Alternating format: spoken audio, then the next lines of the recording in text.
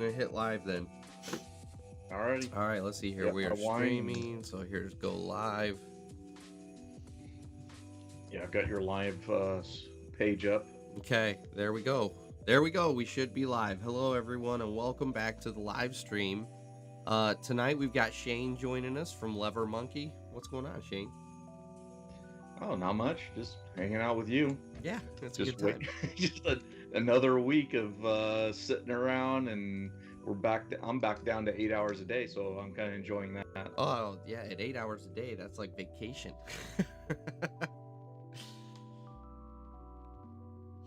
So, so if you guys may not notice, Caden, how's it going? What's happening? Thanks for joining us. So if you guys haven't noticed, sorry for just the awkwardness going on right now. It's always awkward when we start one of these joint sessions because there's not really that nice lead-in intro screen. And then the other thing you guys might notice is the voice and everything. I am officially with the COVID. My buddy Rick, who most of you guys are familiar with, joyfully and delightfully brought COVID into my home and got my wife and I sick. So Rick is on the back end of it. He got it first, and he had it much rougher than we did. He was not vaccinated, so he and his wife had it pretty dang hard. And then here about, let's see here, 5-6 days ago, my wife started coming down with the symptoms, and she has had it okay, more like a really hard cold, but still not nearly the flu symptoms that Rick was experiencing. And then here within the last 2 days, I came down with it. So we are officially removing ourselves from the world for the next 2 weeks. So that's an exciting update.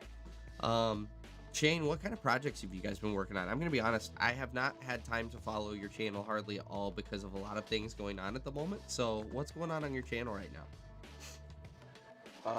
A lot of boring stuff, a lot of uninteresting stuff. I've kind of run out of footage to use. I am still on the same project, and it is just dragging out. Fortunately, this is supposed to be our last week on the job doing cleanup. Hopefully, we'll go somewhere. They'll find us a job, and I think that's the reason we're still on the project is they haven't really got us a job to go to and start a new digging project. So it's kind of, we're in limbo. They may split us up and send us to different crews until we get a project of our own. And you guys are year-round out there, right? Pretty much. We have the core group of guys. They keep us pretty busy. Usually during the winter, I usually take a week or two off, but as soon as I come back, yeah, I'm right back working. Yeah, gotcha. Yeah. So Richard, what's happening? Good to see you, man. Caden, I do remember Minnesota Films. And that's why I guess Caden sounded familiar, because I know at one point in time I knew your name was Caden. So good to see you again, man. It's been a while. So that's one of the cool things, Shane, that's really starting to happen here within these last couple live streams, is now that the season's starting to slow down for everyone, we're starting to get some of the guys back in here that have rotated through the ages. So I did want to send out a quick congratulations real quick to Jackson. I don't know if he's going to hop on tonight or not, but he has been working his butt off at his employer and ended up getting a raise this like 1-2 weeks ago. So I did want to tell him congratulations. Good job on the hard work, brother.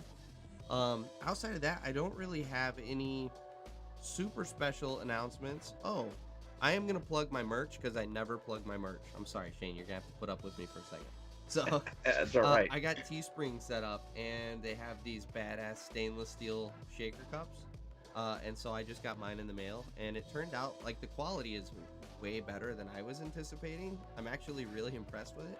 I just wish it was a little bit bigger. But if you guys want, you can head over to the YouTube channel, and down under the little bar there, you should be able to see all the merch up for sale.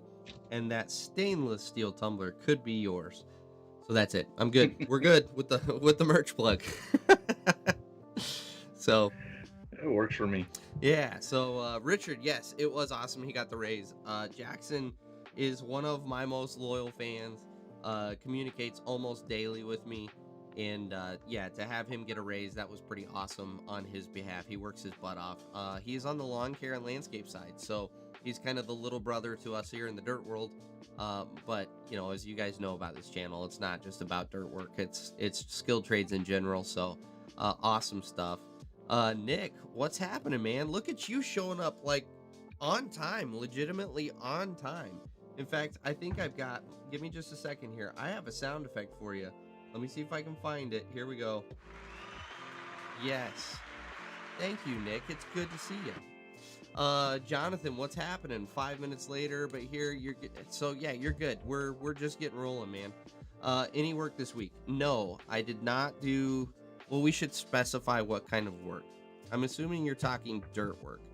And no, there was no dirt work because Rick was out with COVID, which my wife then got, which I now have. So we all have COVID, so we're all quarantining, sitting at home. That being said, I've done a handful of dirt episodes. I've done a bunch of editing to get the YouTube channel out there by about a month and a half because of this thing that I keep alluding to behind the scenes that's happening that I'm not allowed to talk about. Sorry for the 12-year-old voice crackle there. That's the COVID, guys. Cut me some slack. But yes, this thing that I'm alluding to that I am not allowed to talk about is coming up here relatively soon, and I will be out of town for a short while. So I'm trying to get everything edited and pushed out about a month out. So that is what this week has consisted of.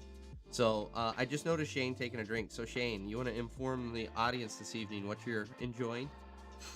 All right. Well, what I'm working on right now is the tail end of a bottle of Behringer. So I'm drinking some white Zinfandel. It's not expensive or anything like that. It's just a cheap drink. Hey, nice, Behringer easy. for the price, that's a pretty decent little drink. So this evening I am rocking the Jameson Stout Aged. So they age this in stout barrels. And it's a really, if you like whiskeys or scotch, sweet Jesus, my mind is just gone. If you like scotch, that's a really, really good one. Pardon me. That's a really good one that Jameson puts out. Scott Salmonson, with winter coming, how late can you dig this year? I mean, it depends on how aggressive you want to be. So if you enjoy just busting frost, you can dig year round up here, especially if you got a frost tooth. But if you're really wanting to stay out of the frost, I'm gonna estimate, if I had to guess, we've probably got another, let's see here, we're middle of October, so I bet we're gonna be right around the middle to late November is where the frost is really gonna start setting in hard, and it really gets rough to dig in. So we'll see what happens. Nick, showing up early because it's a 4 a.m. wake-up call tomorrow. Oof. And guess what job I'm doing? Are you doing a boulder wall, Nick? Tell me you're doing a boulder wall. That'd be awesome. Because he just switched employers, too. So it sounds like this new employer is a downgrade because he's having to wake up at 4 a.m. And I'm guessing he's going to do a boulder wall. So, which, there's a good question for you, Shane. What are your thoughts on boulder walls as an operator? Most of the boulder walls that I have done are more or less for, in creeks and stuff like that, for erosion control. Oh yeah, more kind of rip dig wrap. A trench dig a trench at the bottom of the creek in the corner where the water flow would eat away. Put in your rip wrap. I mean, up to like 24 to 36 inch rip wrap. Put that in there on top of fabric, so you got to lay your fabric out to stop the erosion, then stack your rock up the wall. Just playing around with, spin the rock around until it drops and locks in, and then shovel in some 3/4 in between it. Gotcha. Yeah. So rip wrap is a pain in the ass within itself, but then boulder walls where you actually have to make it look really nice. Yeah, it's miserable. I've never had to deal with that. I hate them. I absolutely hate them. So, and Nick did just confirm that he is doing a boulder wall, but he's still with his old company. So last week, at least you're on the home stretch there, Nick, and hopefully at your new job, you won't have to do boulder walls.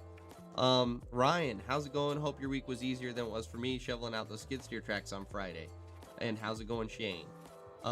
What's happening, Ryan? And welcome to the live stream. And I don't envy. So he sent me a picture on Instagram, Shane, of you know that mud right around fall. I don't know if you get it there in California, but up here in the north, we get it right around fall time, where it's that mud that's like the perfect consistency that it's almost like grout, but it's clay based, so it just sticks to everything, and it is utterly miserable. We have the same stuff here. Yeah. It gets in there, and if you wait too long and let it dry, Oh, you're sunk. it's like taking concrete out. Yeah. You're getting the rivet buster out and in a clay spade and trying to get it out of the tracks. Yeah, it's bad stuff. Yeah. So he sent me. He had a little Takahuchi. I think it was a Takahuchi skid steer, loaded to the gills, like overflowing out the top of the track, and so yeah. I'm sorry you had to do that, Ryan. I am not jealous one bit. So Get used to it. yeah, it's that time of year. Unfortunately, here in the north, it's that time of the year. We've been having a crap load of rain up here. The temperatures are finally starting to drop, so that's the joy too. Is it starts to get, colder and colder. It doesn't have to be to freezing to really start to thicken that stuff up. It's miserable. So not jealous. Nick, yeah, like the one I sent you this summer, real boulder walls. So I will say that about Nick's boulder walls. Like they're doing legit like 3-story tall tiered boulder walls. So, but still, at the end of the day, it's a boulder wall, and it still sucks ass that you're having to work on it. Yeah. So, so here's the question. Here's a real question. Is the machine he's using just have a thumb, or does it have the rotating thumb that spins that so you can spin the bolter and set it in place? Oh, I doubt that. I bet he's just got a thumb, if I had to guess. Oh. So you gotta spin the rock around on the ground. Oh, yeah, and then try to pick it up, and it's always at the wrong angle, and yeah, miserable. Or the thumb gets it and spins it. Yeah, exactly. Yep. No thanks. Triangle Mountain Motors. Good evening, boys. 20-year-old rubber tire backhoe operator. Whoa. So we've got a rubber tire backhoe operator. Maybe, I don't know. You've got to have thick skin in here, Triangle. By the way, welcome to the live stream. I know that's a fresh face. You haven't been in here before. I do want to welcome you into the live stream, but you should know that to an extent you are stepping into the lion's den, because there are two things that we all collectively agree to hate on this channel, and it's rubber tire backhoes and JCB. And you came out of the gate with a rubber tire backhoe. So fair warning, you're gonna catch some crap on this live stream. The question is the backhoe a JCB? That's true. Is it a JCB? How far down the rabbit hole are we going here? So, but yes, we do have, affectionately, we have another YouTuber known as Digging OK, so Digging Oklahoma. His name is Frank. He pops in here a fair amount when he's not super slammed, and he is our resident backhoe operator that we constantly dog on in here. So you might be taking his place this evening. I do apologize, because we are going to rag on you. But at the same time, no, it's out of love, and we are happy to have you here. So honestly and truly, thank you for popping in, man. Up in British Columbia. So that's another nice spot up there. Drive. Yeah. So we got Sebastian. You're a better man than me. I can't spend more than 20 minutes at a backhoe before ripping out what little hair I have. Yep, exactly. And it's already starting. Everyone talking about the backhoes. Let's see here, Caden. I'm stuck washing equipment at the company I work for, and recently had to wash a case quad track with that thick mud in the bogies. The only thing I'll say about the case quad track is at least you've got a fair amount of room in that track housing that you can get in there and really leverage that shovel, versus on like a mini excavator or a skid steer. Like, you've almost got to have one of those little sharpshooter shovels in order to get enough leverage to actually move anything, and it's painful. But at the same time, you're also making up for it with quantity on the quad track, because those are some massive tracks on that thing. So I'm not jealous. Phil, what's happening? Phil, our resident Australian that always pops in and wishes us the best time. It's good to see you, Phil. Ryan. Nope, that was a Kubota. That's right, it was a Kubota. It was not a TOC. That's right. So packed that high speed was useless and didn't have the power to drive at that point. So yeah, that's how thick it was, Shane, is he wasn't even able to track the machine forward in high speed. It was so thick in there. Oh, jeez. So that sucks. Yeah, it is what it is. Nick, yeah. Just a thumb when you have one that, let's see here, just a thumb when you have one that wall I finished with a Sweet Jesus, Nick, that's not even a real sentence.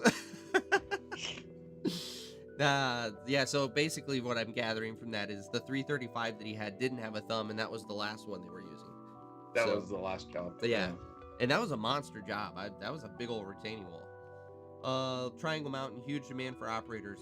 Absolutely everywhere. We're all in that boat. Yeah, all of us. It's terrible. If anyone watched the video that came out today from me, you'll understand. where I'm coming from, and like we're short on those. We're short on good operators. Yeah, yeah. So one of the videos I was a complaint video, basically. Yeah. Trash on the job, trash in the equipment, and just that brand new WA320 we got does not look brand new anymore. Yeah. Windows are dirty, trash inside. Guy's been running it with the doors open. And I commented on your video, but I'll say it again just for everyone in the live stream. Like, when I ran loader, that used to drive me absolutely insane. Is you would have this really nice piece of equipment that has doors and windows on it. Why the F would you throw all of those wide open and run and blast yourself with dust, cake? And the one complaint I really have about those Komatsus is that door, unless they fixed it on the new ones, on the old ones, that door didn't swing all the way open. It was stuck out at like a 30, 40 degree angle. Yep. And it's at the perfect angle where the mud runs right out and just cakes that door. No joke, no exaggeration. I spent 45 minutes one day chipping mud off of a door of my loader. Just on the inside. Just so I could get to the point where I could even begin to use window cleaner. That's how thick the mud was caked on there. Drives me nuts. So, I'm right there with you. And then I believe I read your comment, and the guys that are chewing seeds and spitting and all that stuff inside the cab. Oh god, that it's like, dude, why are you even doing this? Yeah, yep. Ryan Garrett, let's see here. I don't mind doing walls out of armor stone. They're fairly square, but take some time. My cousin and I have formed a system. We crank them out pretty fast. I'm wondering, is that armor stone those kind of like, they look like almost giant Lego blocks? They got the little bubbles on top that kind of help them align? Because if that's the case, I'm right there with you. I'll set those all day long because they go quick. It's really straightforward. But boulders, it's just you have to have a certain eye to do true boulder walls. I don't have that eye, and so it doesn't. I've been in the seat for over 10 years now. It still looks like an amateur got on the job and decided to just throw some boulders together when I'm done with a boulder wall. It looks absolutely atrocious. I hate them. Let's see here. Phil, don't forget to smash that like button for me. That's right. Smash that like button, baby. And that subscribe button. Started with a Deer 130. You got a dislike. You know what? I actually wear the dislikes now as a badge of honor because I finally reached the tier where someone gets pride out of doing the first dislike. And so I'm like, all right, you take that. It's all you. And it's funny enough, the algorithm for YouTube, they push the video just as hard as a like. Oh yeah, absolutely. It's so engagement. It doesn't matter if it's a like or a dislike. Viewer engagement, gotta love it. Yeah. Hey, the only thing I ask is if you give me a dislike, tell me why. You know, I want to comment. I want to know why. So they don't have the balls. I'm just gonna say it, and I know it's gonna upset them. Yeah. They don't have the balls. They don't want to let you know who they are. They just want to hit their dislike and creep out. Let's see here. Start off with Deer 135G with no thumb, then a Cat 320 with a thumb, and that Cat 335F with no thumb.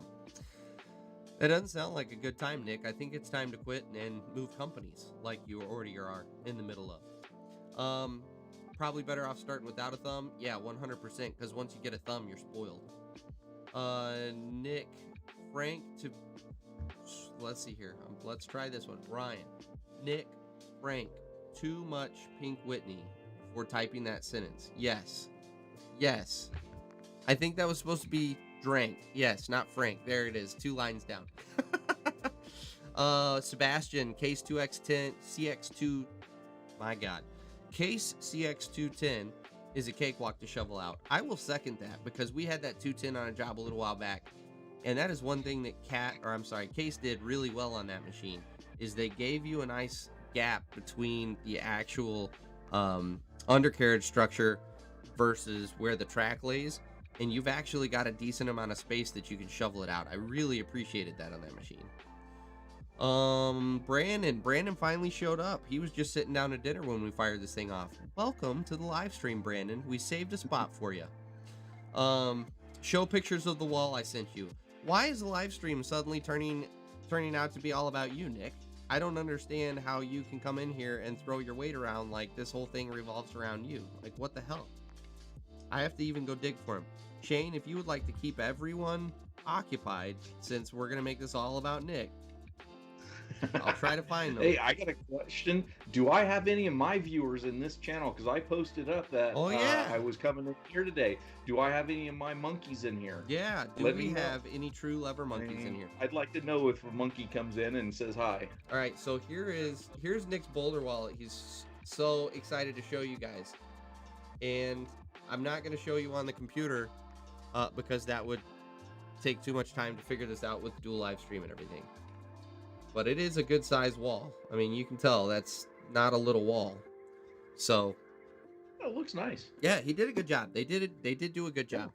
But yes, that is Nick's Boulder wall that he is super proud of. Can we all give Nick a round of applause? Good job, Nick. Very well done. Very well done. So, I love the sound effects on here. And Shane, I'm sorry, because of the way our audio is working, you can't hear the sound effects, but on the live stream, they're getting sound effects. I hear them. Oh, do you really? I'm hearing them. Yeah, I'm hearing them. Oh, that's true, because I've got it going through. Yeah. Oh, I didn't think about that. Yeah, that's awesome. No, I'm here. Let's see here. Ryan, who else here can't grade to save their life with glass in front of them? Both the mini and the skid steer, I have to have the window up to grade. Ryan, it's all in your mind. It's all in your mind. You just have to pretend the glass isn't there. Shane, do you have any tips on that one? What was that? So Ryan struggles to grade when there's glass down in front of him. Yeah, he always needs to roll the window up. And while you take that, I'm going to take my sweatshirt off because I'm about to die. Yeah. Grading with the window down. It's just like fishing. When you're looking at the fish underwater, it's going to be at a different angle. The glass creates a different parallax or whatever. And you just it's something you have to get used to doing. I can dig window up, down, doesn't matter, but I prefer window up. It does make things easier. You lose the reflections and stuff that you have like that.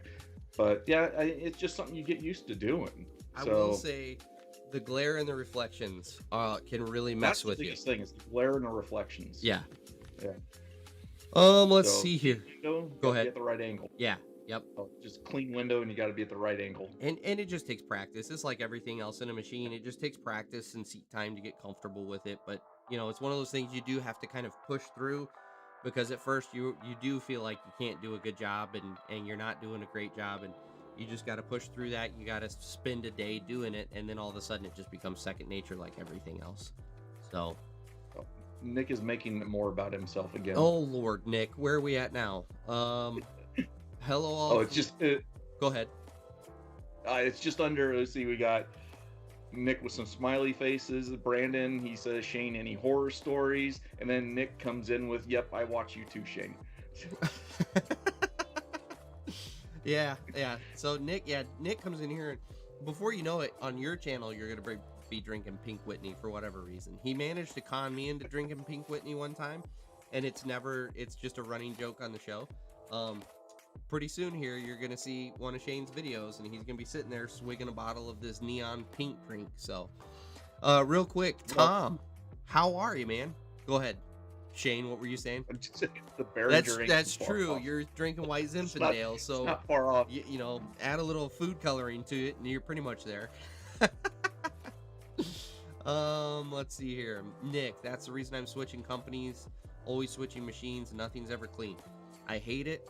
I hate it when companies do that. I actually recorded one of my dirt episodes this week is on the benefits of keeping people in the same machine as an owner. And because that channel is primarily all contractors that I'm talking to. And so I did actually talk about that subject. So when that video comes out, Nick, you might point your current employer, soon to be your ex-employer, you might point him at that video. Armor stone is a rock, so there's no preset alignment for them. They're not round though. We've got the eye for the angle, so we can find a rock pretty fast. Okay, so that's not what I was thinking of. So yeah, I like the big build. I like the Legos. That's how I think. Give me Legos and I'll build whatever you want. I struggle with the weird oblong rocks and the ones that are, you know, how do you make two rocks that are round fit together and look nice? You can't. They're round. Yeah. Let's see here. I love having a water truck available. One guy on my crew loves blasting my machine clean. So that is the nice thing. If you've got a water truck operator, or a driver that actually will take the time to do that for you, especially if they've got the remote control gun. I'm a huge fan of that, to blasting your tracks pretty well, and then you just got minimal cleanup at the end of the day. So let's go for Brandon's question. Shane, you got any horror stories? Sure, I can pull one out of my bag. This would be back 1999. I'm working for a company, FCI. We build bridges. We're off a Highway 65. This is back when it was still a 2-lane highway instead of a 4-lane highway. And we're building a bridge, doing all this stuff. They've got cones up telling us where to drive and everything when we cross the bridge. Water truck driver, brand new apprentice on the job, jumps up on the water truck. He's driving around. Well, they asked him to back up a little bit. Well, he backed up right off the end of the bridge. Ooh. With the water truck full. Yeah. So lucky no one was underneath him when he did it. So how far off the ground was the bridge? We were still building the embankments, the ends of it. Nothing had been tied in except for a single ramp for trucks to go over the bridge. So it was probably a good 15 feet. Did it roll? No, it went end up. So the rear end went down, the truck just started spilling all its water out, and he was just stuck nose up in the air. Huh. Yeah. Let's see. Yeah, they sent him down the road. Oh, I would imagine so, because that's a lot of damage to that. In fact, I wouldn't be surprised if that bent the frame on that truck. They were more worried about the bridge than the truck. If he went off of the bridge, did he hit something that was bridge related, or was it just what was underneath? It was just, it was on top. He was sitting on top of the bridge and backed up off the end of it. Oh, so it actually scraped the edge of the bridge as he went, ooh. Yeah, so right where the bridge sits on top of the connection, the end of it, where they built the concrete structure and they put the other structure on top of it, I'm with you. It went right off of that. No joke. Huh. Yeah. Let's see here. Sebastian, begged my boss for a wheel excavator, and to my surprise, he actually got me one to use. Got any tips? I've never ran one before. It's an M320. We do heavy highway construction. I'll start with you, Shane. Have you run a wheeled excavator before? And if so, you got tips? Never have. Okay. Never had an experience with a wheeled excavator. So, everything I've always run was tracked. Yeah, so wheeled excavators are a whole different animal, and you treat them as such. You're not going to be able to run it quite as squirrely as you do a tracked excavator, because you're first of all, you're going to feel like you're going to tip over at any second when you first get in the machine. You're not. As long as you're on level ground, you're not going to just tip over. But at the same time, that machine is bobbing and swaying all over the place anytime you move around, and it feels like you're going to go over. So the one piece of advice I'll give you is, until you get comfortable with it, most of the time they come with outriggers. Throw your outriggers down about 80 to 90% of the way, so that they're, a couple 5-6 inches off of the ground, and start to experiment and get a feel for where the tippiness is. And are we having live stream issues, or are we staying consistent? I don't know if that's my computer or if it is the actual live stream. On my end, I've got the stream up, and it just seems to have a bump every once in a while. Okay. But for the majority, it seems smooth. Okay. All right. I just wanted to make sure.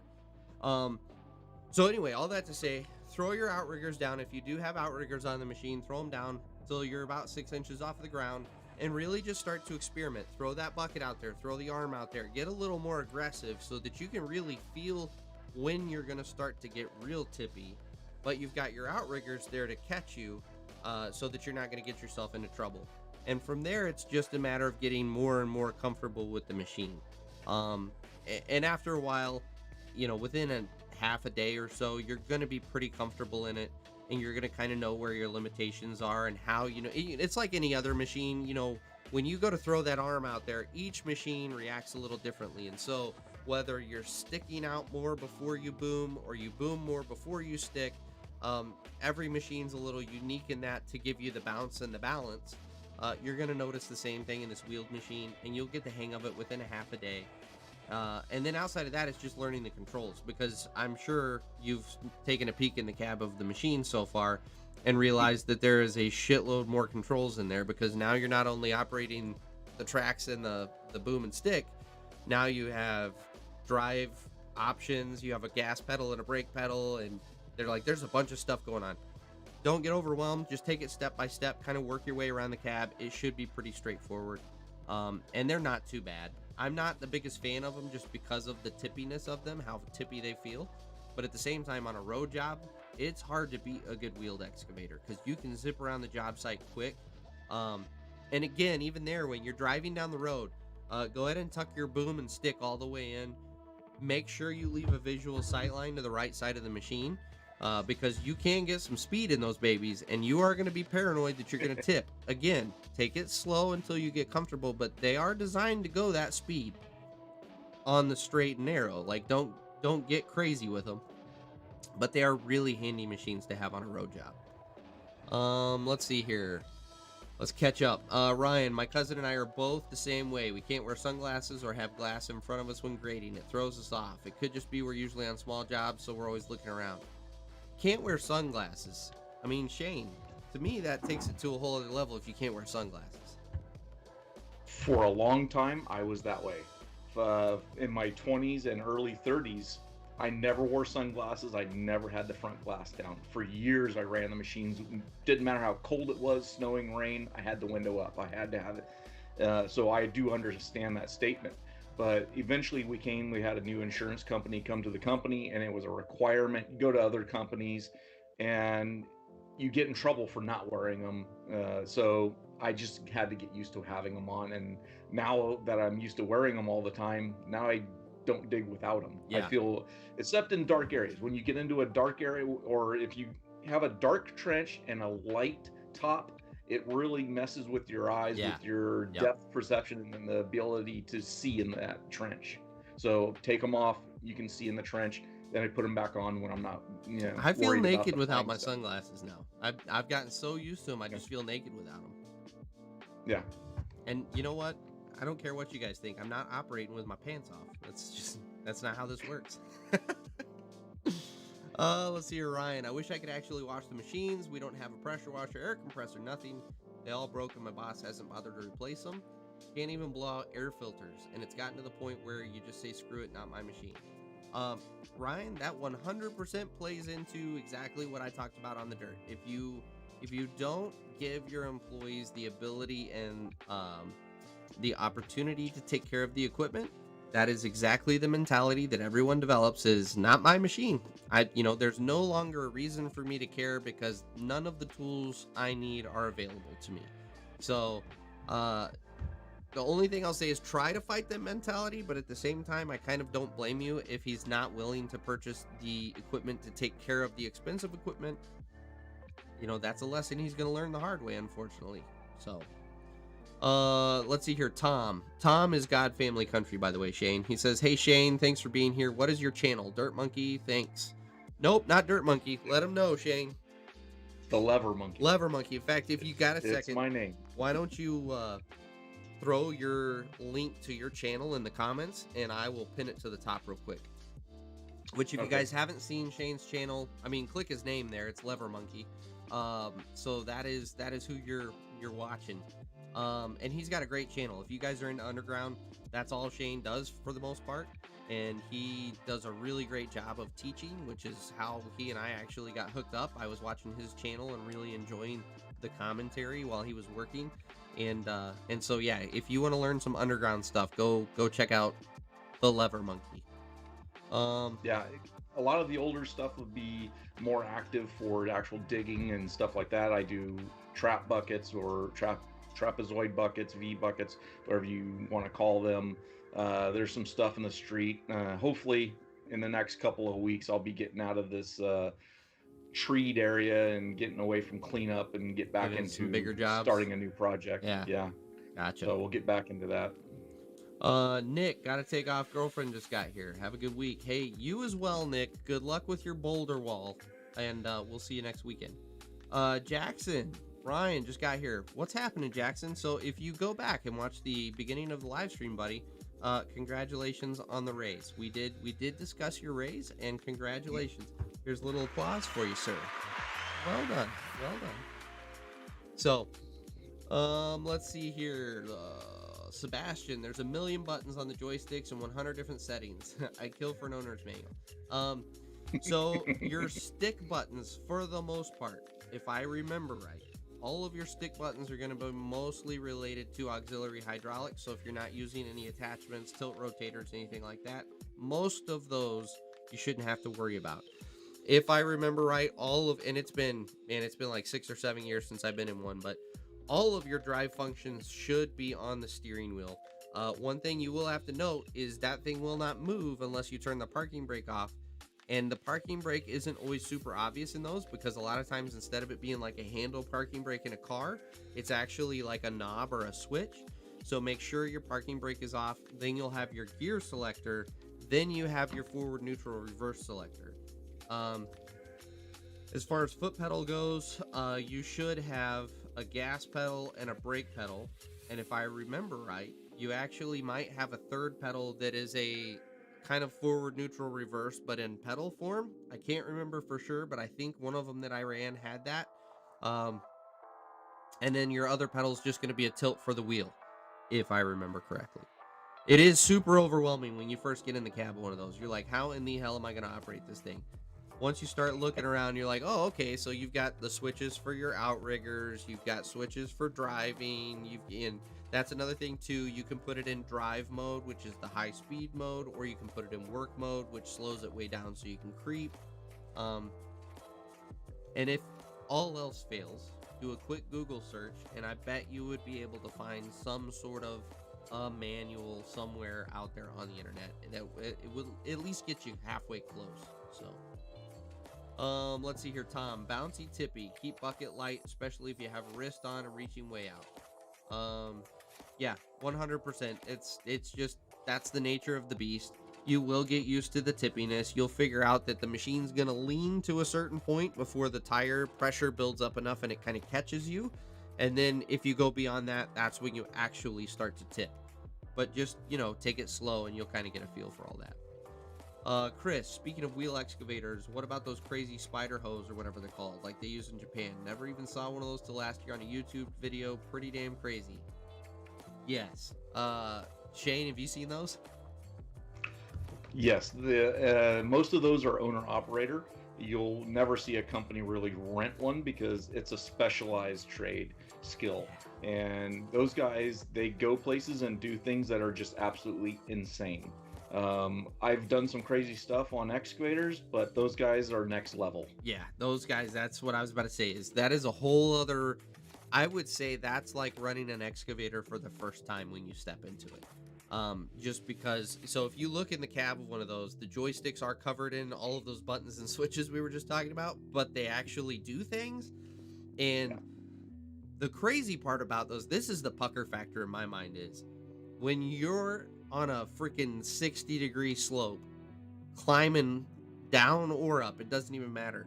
If you touch the wrong one, you're fucked. Like, you're going for a ride down the hill. Like, that's the part about those machines that absolutely terrifies you. Yeah, like there is no safety net. You're just tumbling down the mountain at that point. So, so I would love. Go ahead. Well, some of them do have, what are those? They have like a tether cable. The wires. Like a winch. Yeah, the cable system, so they cable them off on top. So I've seen some of those guys go off damn near verticals. Yeah. And just trimming walls on verticals, and they're just cabled off. But yeah, you're still using those legs to brace yourself to keep it stable. Yeah, I could, that's... I would love to, don't get me wrong, I would love to play in one and on relatively level ground. That way if I F up, I'm not going to roll it, but that would be a blast to play in. But yeah, I have no desire to go take on those ridiculous slopes that those guys are on. Let's see here. Brandon, Ryan, when are we going to get Rick on here? I don't know. We've talked about getting Rick on here within the next week or two, and then we all got COVID, so that got bumped back. So maybe next weekend I'll talk to Rick and see what he's got rocking. And maybe next weekend we can get Rick on here. Let's see here. Rob, what's happening, my man? Thanks for hanging out. Ryan, keep trying to bring up getting a new air compressor and stuff, but he doesn't care. There's no point in me losing. That's the thing, Ryan. If at the end of the day, if you've tried everything, if you've tried bringing it to his attention and he doesn't give an F, you don't need to give an F. Like, you're not getting paid to maintain the equipment, clearly, because he's not providing the means to do so. So you go in and do the aspects of your job that you're getting paid for, and don't sweat the rest. And then when eventually, inevitably, he has an issue with his engine, you just keep your mouth shut. And if he wants to say anything, you just say, I told you to buy an air compressor. We went over this. So it is what it is. It doesn't sound like that is the best guy to work for, in all honesty. So, the job market is ripe right now, Ryan. You could potentially find yourself another seat and maybe some extra money to go with it if you start looking around. So, let's see here, Ryan. How come there's never an owner's manual around when you need one? And looks bad looking at it on your phone. That's one of the few times, Ryan, actually, I would be totally fine with someone being on their phone. If I walked over as a foreman and said, hey, what are you doing? Put your phone away. And they said, I'm trying to figure out what this function does on the manual. I would say, okay, no problem. Like, that's totally understandable. It's totally separate from texting or sitting on Facebook or Instagram. But yeah, unfortunately, owner's manuals, they tend to get misplaced quite frequently. And it's real irritating. All ours for our company are bolted in. So a lot of the new equipment are coming that way. They come tethered, so you cannot walk off with them. So yeah, and some of them come tethered so short you can't get them into your lap. Yeah. And I had one of my old companies I used to work for. The owner used to take them all out, and he had a shelf in the shop that he put them on. It's like, okay, fat lot of good that's gonna do me in the field when I have an issue. Like, am I supposed to call the mechanic and ask him to look up? Well, yeah, like we didn't even have anyone like full time at the shop. So am I going to drive my ass all the way back to the shop to go figure out what I need to do in this situation? No, keep it in the cab, man. Come on. So, and getting into the manuals, the Takahachis. Yep. From generation to generation, I mean, just it could be from model to model. The quick disconnect. Every time it's a different button, a different switch. That would drive me nuts. Let's try and keep it the same way here. Yeah. I mean, some of them got to do a freaking dance, pull a trigger, push a button, pull this lever, and curl all the way, and then it'll come off. Yeah, it's ridiculous. Yeah. So Minzy, that's right. So Tom, and forgive me, Tom, where did you say you're working at? Southwest. He's from Southwest Florida. Interesting. I didn't realize we had those in the States. I've traditionally only seen those suckers all over in like Europe. I didn't realize we had any really working out here. But he said they use them for their deep swales and waterways. Interesting. I may have to go see Tom and play around in one of his Menzies. Which that does not sound right. That sounds a little dirty, in all honesty. I'm gonna play in his Menzies. Oh, that's good. Well, it's my cousin. Oh, that's right. I forget. Ryan works for his cousin. Ah, I see. The uncomfortable family dynamic. Gotta love it. It's a Dutch mentality. It's a Dutch mentality. You know what? Just call him an asshole. Just outright call him an asshole. There you go. Your family. Let's see here. Sebastian, Ryan, get a job you want now. Never been a better time, and times get rough. You'll be settled in a new company. Ryan responds, I'm moving companies next year to a union company. Pay is not good enough to stick around. Yeah, well, he's your cousin. You're not going to get good pay because he's your family, and he can work you for free. Yep. It's never a good thing to work for family to begin with. You know, it's one of those, you got to be real careful, and the second anything starts to go a little south, you just go, all right, I'm going to gracefully bow out. We're just going to say our, goodbyes and part ways. No big deal. But it can get ugly real quick. Have a company in mind that I've worked with before under my cousin's company, but I want to look around and see what else is out there. Yeah, just to kind of reiterate what Sebastian said, now is the time. Everybody's hiring, everybody's looking for operators, everybody's paying for the most part. And if they aren't paying, it's not worth sticking around. So yeah, that's what I'll say. Don't be afraid to go out there and look. Jackson, can we pick up where we left off last stream? We were on the subject of cow tipping and feigning goats. Unfortunately, I think that ship has sailed for the most part, Jackson. We really kind of exhausted our limit of information there. We were talking about, so I don't know, Shane, do you follow BuildWit at all? Aaron Witt? Didn't follow him, but I did hear the conversation last week. Did you see the picture of his 259? Yeah, I saw that.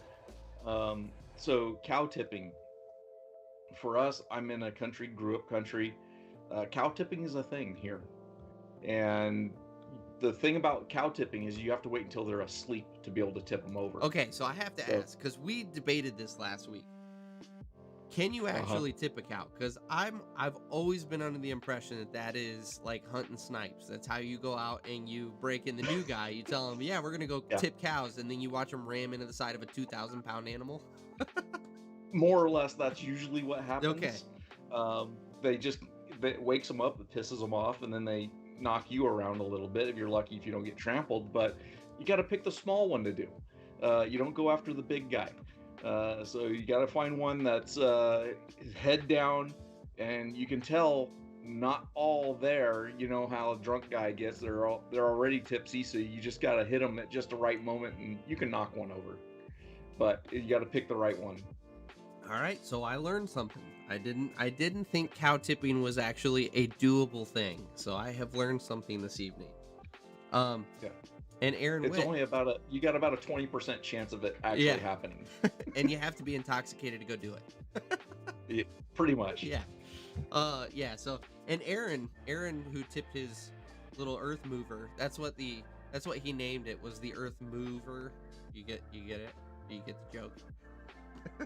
It's so bad. I just rolled my eyes when I saw it. I was like, God dang it. Low hanging fruit there.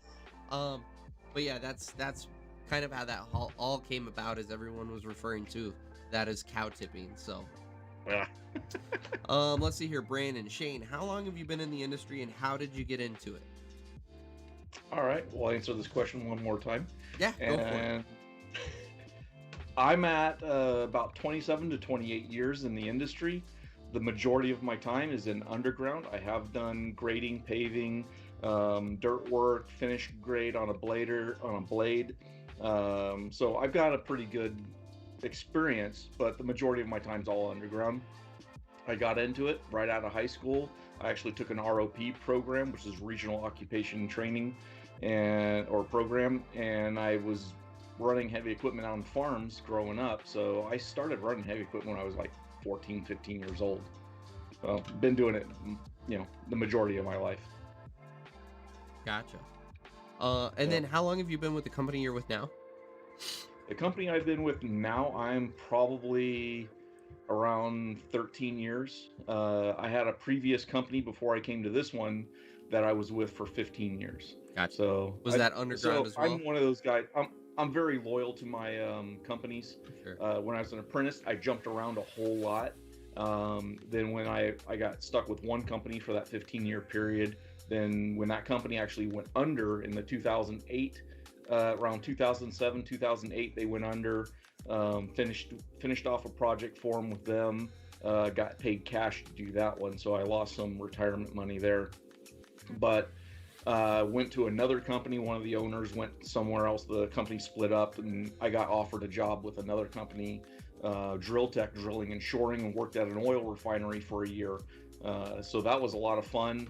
Got a lot of cool experience doing that, and also got to work on a tunnel job for a short period of time. Got to watch them start digging a tunnel through a mountain. That was interesting. Cool.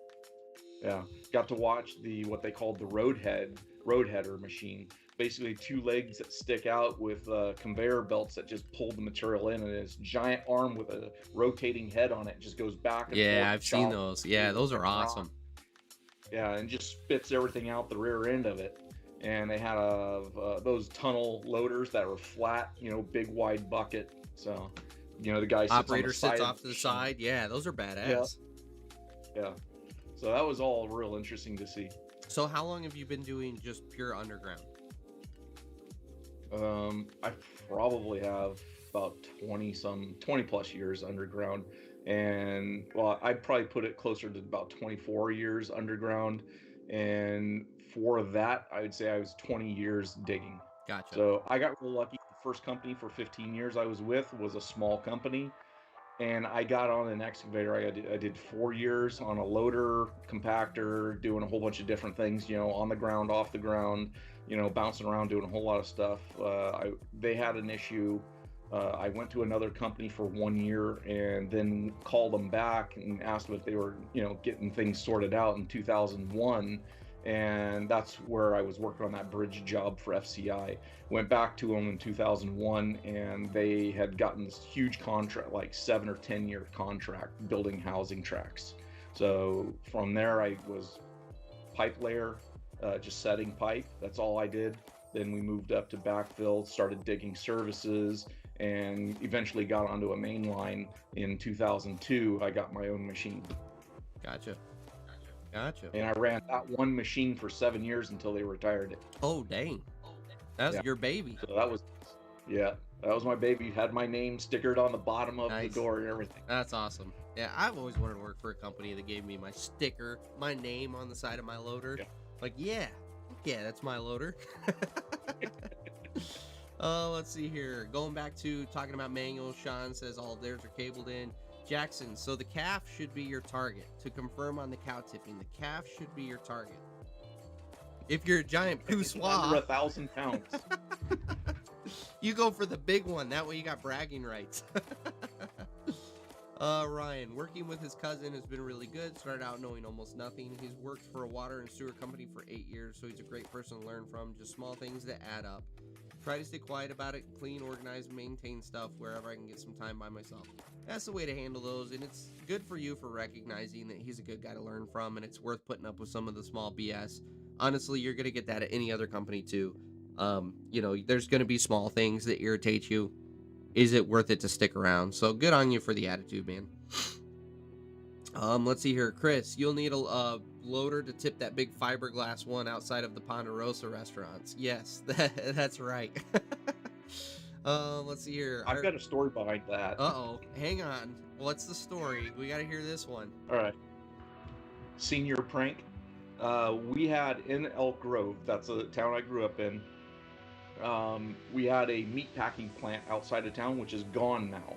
But they had this huge cow mounted on top of a tower just at the edge of the main road.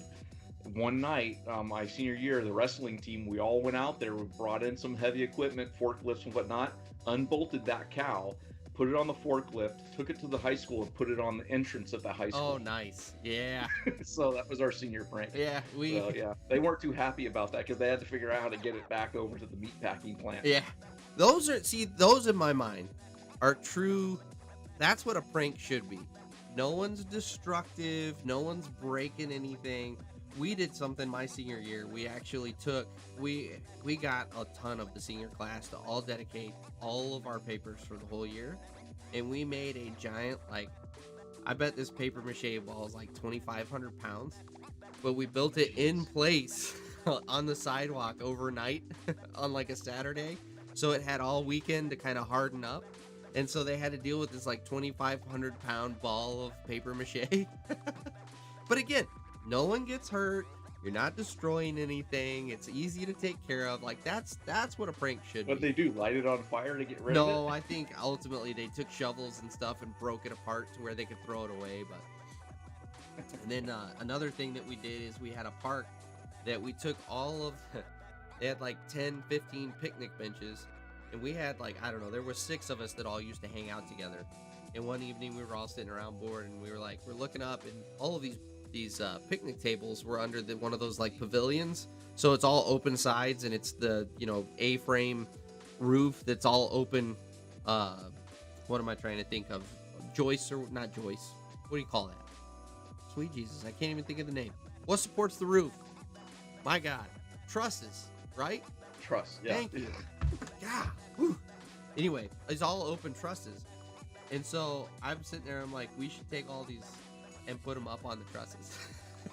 And so we did. We were sweating our asses off for like 2 hours because those things were so heavy with 6 of us. We had 2 of us up in the rafters and 4 of us down below pushing them up to them.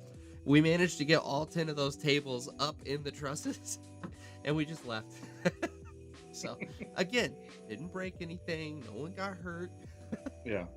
So it's just making it hard on someone. Yeah, someone walked in that morning and they're like, God damn it. How am I gonna deal with this? So yeah, that's what a prank should be. All right, let's get back into the comments here. Let's see here. If I remember right, Sean, Volvo 210 wheeled excavator I ran had something to do with the handle or the trigger on the handle to make it move. I'm not sure if it put the suspension in float so you could travel. I think all those machines are that way, Sean, because if I remember right, I've ran a Doosan and I've ran a Cat, if I remember right. Or maybe a Hyundai. I think it was a Hyundai. And they both had something funky that you had to do to get them into travel mode too, but I can't remember what it was. Let's see here. Tom's got two. They have two-wheel machines in Charlotte County Public Works. They are super handy for municipalities because they can zip around pretty quick, but you've got the power of an excavator behind it. Let's see here. Tom, too funny. We cow tip in Ohio. Drunk for sure. Watch out for the bull. Yeah. But not even just the bull, in all honesty. Like, the females can kill you just as quick as the bull. They're all 1,500-pound, animals, so. Let's see here. Tom, Shane, you've got some awesome experience and time in the seat. Look forward to your channel. Brian always talks about it, and good of an operator you are. Hell yeah, Tom. He is a good operator. Yeah. That's why I follow him. I'll back that up. Yeah. Look me up, the Lever Monkey. The Lever Monkey. Go watch him, guys. Go subscribe. Bacon missed the whole hour. Yeah, you're coming in late, man. Wow. Got caught up playing Farming Simulator. Which map? Oh, Jesus. That's the question. Which map? Because I don't want to. Are you? The other question is, are you running digging mods? Oh, so that's the thing. Shane and I have both outed ourselves to each other that we're computer nerds, and now we're outing it to the audience that we're computer nerds. Yeah. Hey, it doesn't bother me one bit. I do it at work too. So, hey, I love it. I'm a computer geek, and to tell you the truth, being that I'm forthcoming with that, even at work. It got me a seat on a rig with the GPS, running the 870G Excavator. Yeah, they chose me shy away from I had that experience. Yeah, 100%. That all applies to the job when you start talking about these new computer systems. So, 100%. But yeah, I have to ask Shane, since we're just gonna really out ourselves as the nerds that we are. Have you played EVE Online? EVE Online, no. Wow, I heard some judgment on that one. I'm a Star Citizen guy. Oh, we got Star Citizen. Let's see here. Yeah. Yeah. I got sucked into that by a buddy of mine that he got in on the pre-alpha beta way before when it first got started, when it was just a Kickstarter. Yeah. And he tried to get me in on the Kickstarter, and I was like, dude, come on, these Kickstarters are BS. They'll never go anywhere. Yeah. Yeah, now we're $300 million later into it, and here I have. I don't know how much I've invested into this stupid game, but more than I should have. So, if I remember right, you fly solo for the most part on that one, or can you do group missions? Oh no, it's group stuff. Is it really? I mean, you can put as many people as you can cram into a spaceship. You can get in there. But it's a first person.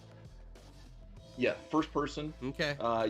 You can go from first person shooter all the way up to space traveling, warp speed and all that crazy stuff, going system to system. You have options for mining. They have mining ships, which is pretty cool. I've done quite a bit of that. So you can actually overmine because you're using laser drills instead of a drill. Yeah. And you can overheat the rock and it explodes in your face, and then it throws your ship off into space, spinning out of control. Nice. And you're lucky if your windshield doesn't shatter on you. Nice. So is that a subscription-based model, or is it a one-time fee? It's no subscription. It's a free to play.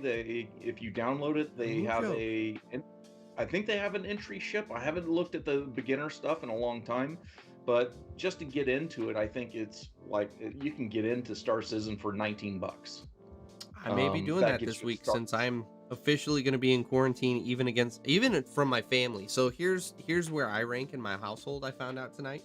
So my wife was doing the COVID math, and she's like, okay, if the kids want to go trick or treating, they have to quarantine from you for the next 7 to 10 days.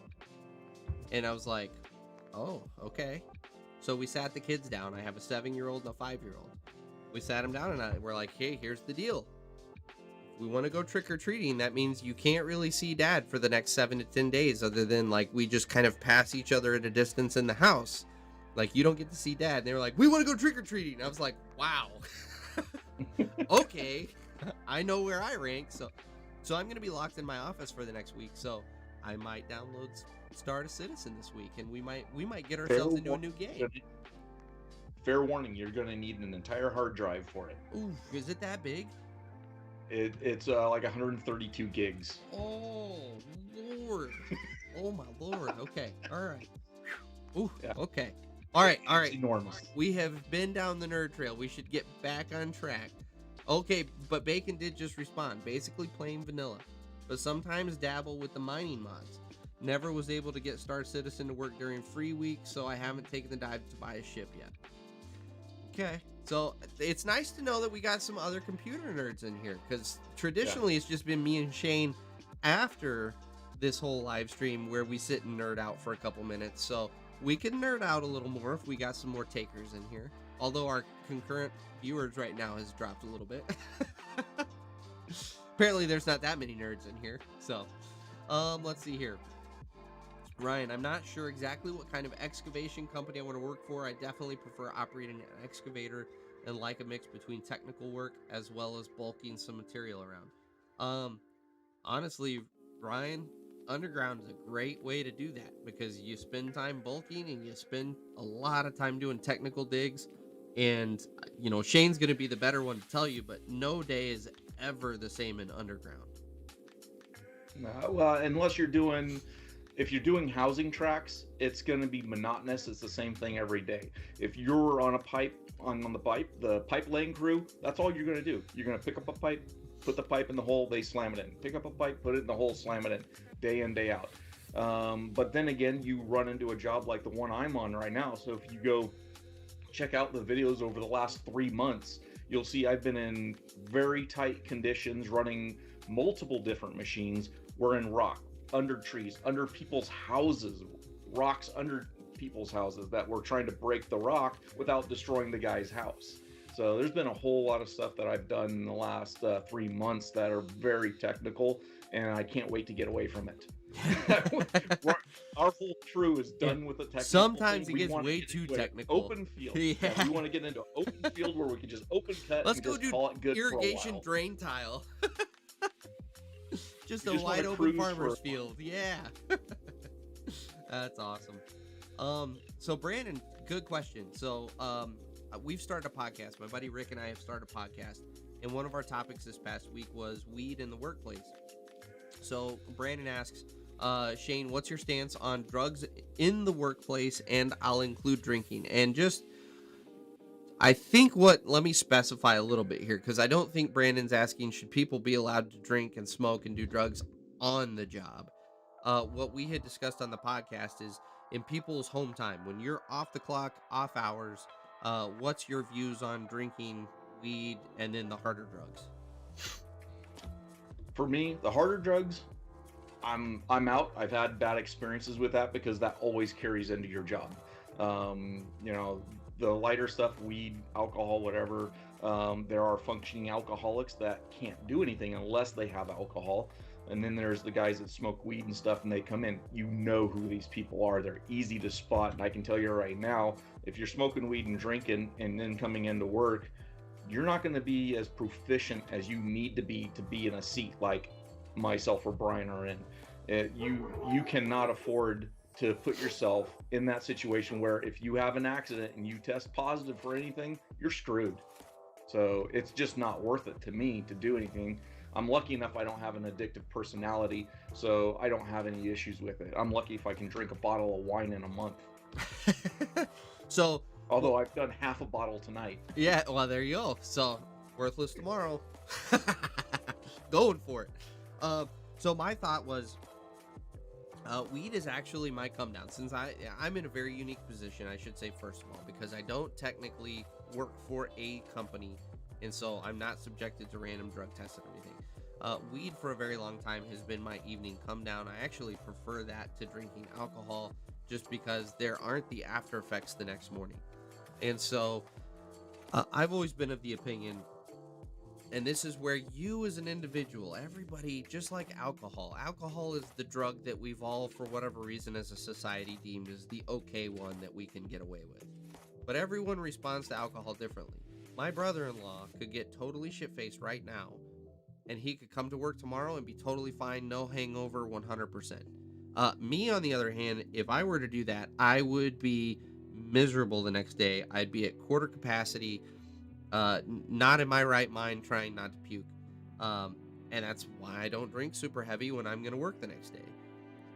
Likewise, it's the same with weed, and this is where I get frustrated with the weed community, is because the weed community likes to pitch it as everybody reacts the same, and I'm totally functional. I can do whatever I want while I'm smoking weed. It's like, no, that's not at all a hard and fast rule whatsoever. And so, if weed impacts you the following day, if you smoke the night before, my answer is very simple. Don't smoke weed, just like you wouldn't drink. But if it doesn't impact you the next day, and I'm one of those individuals that I can smoke the night before, I can go to bed, and the following morning, I'm 100%. It's never affected me on the job. I've actually gone out of my way to ask people to verify that it's not my own bias if my work has been impacted, and it hasn't. And so I'm very comfortable smoking the night before. Now, I do 100% agree with Shane. I think you brought up a great point about the harder drugs. When you start getting into the super addictive substances like those harder drugs, they always find their way into the workplace. And quite honestly, this is one of them. It's not touted that way, but alcohol is one of them. And if you do not keep yourself in check, it 100% finds its way onto the job. And again, to reiterate what Shane just said, especially in the underground world where you're working inches away from people, you can't afford an off day. You can't afford to be there all fuzzy-headed and not with it, because one wrong move and all of a sudden you've crushed some guy up against the bank of your trench, or you've caused a cave-in, or you drop a piece of pipe on someone. Like, you kill someone. Dig your ditch too narrow. Yeah, you kill someone. And I'm sorry, but if it was so important to you to drink or smoke or do whatever you wanted to, like, that's a super selfish attitude, that I'm going to take that risk because it's worth it to me to smoke and get that little high and put someone else in danger. That's a super irresponsible attitude to me. So, to kind of recap and back it up, if whatever you do the night before, if it does not impact your work at all the next day, I don't care what you do at home. I really don't. It's 100%. Your time. So, I'm on board with that statement as well. Yeah. As long as you can show up to work unaffected and you can do your job 100%, it's your time. Do what you want. Yeah. 100. And that's where I get frustrated with the drug testing. And this isn't just for weed; it's for everything else. I get frustrated with the drug testing because weed is the one that we all talk about. Because it stays in your system so long. This is where it's frustrating. I could go smoke a crack rock on Saturday night, and by Monday I can piss clean. Same with heroin, same with anything else. But weed is the one that sticks around in your system for 30 days. And so drug testing really is who smokes weed. That's what we're looking for. And to me, that's BS. But unfortunately... It's a bias. What's that? It's biased. It is. It is 100% biased, and that's really frustrating to me. And unfortunately, if you guys aren't aware, it's not up to your employer to change that. It's a misconception that that's your employer that's requiring that. Some rare instances it is. But for the most part, it's the insurance company that requires your employer do it. Your employer has no option. If he wants to carry insurance, he has to do random drug testing. So make sure you point your anger at the right spot. It's not your employer, it's the insurance company that's requiring that. So any other thoughts you want to add to that, Shane? No, I think you covered it pretty well. I think we got that pretty covered. Like I said, it's if you can come in and do your job, you're good to go. The random drug testing, we really don't have random drug testing in our company. You get drug tested when you get hired. You get drug tested when you have when there's an accident. That's it. I've never seen any random drug test. Yeah. It just depends on the company. We've got a lot here in Michigan that random drug test. It's really frustrating. It was always irritating. But at the same time, if you want to talk about, and this may offend somebody, I'm sorry, sort of. But this is where you enter into the adult world. If your company random drug tests and you really want to smoke, guess what? You have to sacrifice. Well, you run the risk, or you do the adult thing and you recognize I can't smoke. And that's what I did for 8 years. 8-ish years, yeah. You can't smoke. You can't afford to run the risk. Because if I get popped on a drug test while I was working at Dan's, if I get popped on a drug test, guess what? My family doesn't eat because I now no longer have a job. And so that's just kind of where you've got to step up and make the decision that, hey, I'm going to be an adult. I'm going to put the weed down because there are more important things in life, such as having a job and providing for my family. And getting high is not the biggest thing in my life. If it is, reevaluate your life. You know, not to sound harsh, but really, if it's that important to you, really, come on. So yeah, that kind of sums up my thoughts on drugs and alcohol in the workplace. But I will reiterate what I said on the podcast. Under no circumstances ever should you do anything on the job. I get sick and tired of hearing guys say, oh, no, I'm way more accurate. I'm way better when I'm high. Bullshit. I'm sorry. Bullshit. You know, if you want to go, if you're doing drain tile out in an open field like we were just talking about, have at it. If your employer's good with that, you have at it. But if you're doing underground work and you got someone in a trench in front of you, you better be 100% in your right mind. You've got someone's lives in your hands. So that's the way I feel. Yeah. So I got to live through the mid and late 90s when California had such a huge drug problem in California that companies that are as big as Tykert, Granite, all the way down to all the small companies, you had foremen selling to the operators and laborers. It was so bad. Tykert, when they did their flush out, when they tested everybody. They said anyone that tests positive is fired. They lost 38% of their employees. That's actually lighter than I thought it would be. I would have thought well over 50%, in all honesty. Maybe I'm ragging on our industry. Yeah. Well, you got to keep in mind a ton of those people were office people, but the majority of the 38% were all field workers. Yeah. Anyone in the office, there was very few. Even within the company I was working with was very small. I mean, we had 6 crews when we were at our biggest, and when we switched insurance companies, like you said, the insurance company is the one that pushes it. When they finally switched insurance companies to a good insurance company, they had to do a massive drug test across the entire company, and they lost probably about 5 or 6 guys that refused to sober up just for the test. Yeah, and that to me is always silly that you're refusing to sober up. Just come on, you got to reprioritize. Yeah. Tom, sorry, 2 Menzies in service, which is awesome. Brian, you're an awesome operator. Thank you, Tom. I genuinely appreciate that. I do. We've got EA No Henry. Oh, also, I'm half owner of a wet underground utility company in business for 20 years now. I haven't seen him say anything before that, so I don't know what you said before that you're referencing, but congratulations on being the owner of your company. I'm assuming wet underground utilities. Does that mean something? That's going to be water, storm drain, sewer. Okay. All right, makes sense. So non-cable and stuff like that. Those are dry utilities. Gotcha. I'm with you. Okay. Believe it or not, I've never heard that referenced as wet utilities. It is rarely used. Gotcha. Okay. You know, we talk about it all the time on this channel. You learn something new every day. That's what I love about this business. Ryan, I don't think I support that. I wouldn't want to be working around people who aren't 100%. Seems a little dangerous. 100%. I'd have to agree with Shane on this. Not safe or worth it, as long as it doesn't carry over to work. Oh, see, Ryan's getting a little wishy-washy because then I fired back, and now, you're riding the fence a little bit, it sounds like, Ryan. I got you. Tom, have a good evening. If you haven't left already, I know we're a little behind here. No Henry, have a good evening. Thanks for hanging out. Rico Simpson. Shane, what's your favorite size excavator?